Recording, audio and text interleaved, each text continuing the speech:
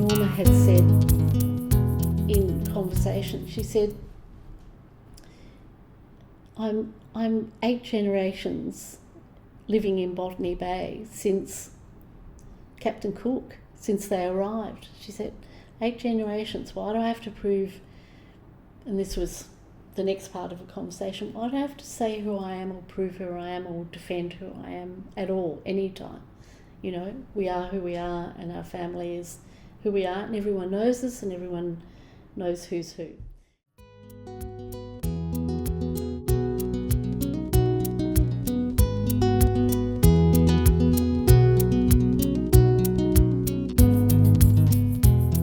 Well, the initial thing was I was going to call my business Alltronics, and luckily I had a cousin who was in advertising, and he said, no, with a name like Dick Smith, you've got to call it Dick Smith Electronics. Why was Dick Smith a good name? Well, he said he thought it was a good name because it's such a common name, so common, Dick Smith. And I said to him, look, no, that wouldn't be any good. I want to do work on Mercedes-Benz's car, install car radios into Mercedes-Benz's. They wouldn't want to come to someone as common as Dick Smith. They won't come. And he said, of course they would. He said, Dick Smith is the best name you could ever have. So I took his advice, and one of my success forces when I'm talking to people, I talk about asking advice.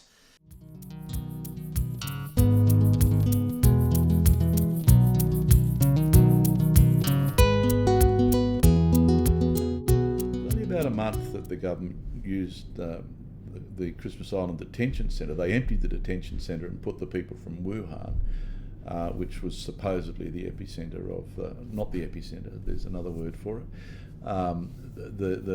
the origin of the pandemic, said to be Wuhan. These people coming from Wuhan. It was rather symbolic, and I didn't appreciate at the time how panicked the government was, but it was quite disturbing in many ways. But what it did was for people on Christmas Island go, shit, why are they bringing people with COVID to Christmas Island so that the people on the mainland don't get COVID? Why don't they take them to the mainland and do quarantine?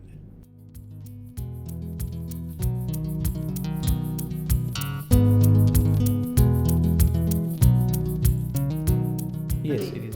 You wouldn't know the community otherwise. How would you know them? Any other job, because if you're doing any hospitality job, you can't do more than 5-6 years. Like we into pieces from last 6 years, I'm sick of that stuff now.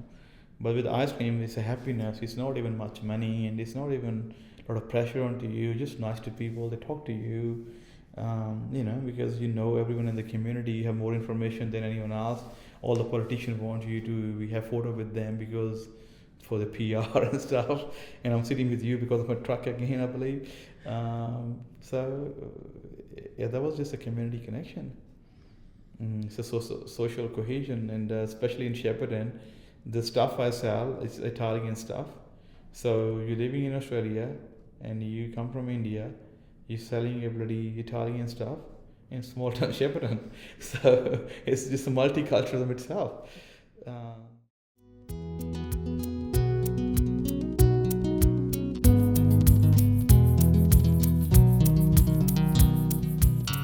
No idea. Zero idea. I never saw it. I think because there was this segregation too, was on Saturdays boys played, on Sundays girls played. But because I was always with my brother on the Saturday, I never saw it on the Sunday. I didn't know.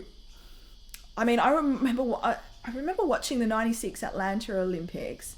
I was 12 years old, and that was the first time women's football was there. Had no clue. And I watched the Olympics every 4 years religiously. Had no idea. I remember watching the 2000 Olympics. Like, everything. Athletics. I remember the swimming. I bloody remember the Greco-Roman wrestling. And I do not remember women's football at all. It just was not on the radar to me. So 2000, when I was 16, that was the first time I knew girls played football.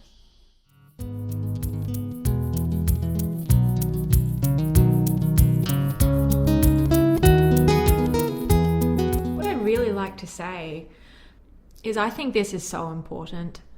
I think recording our history, protecting our history and preserving it and celebrating it is vital.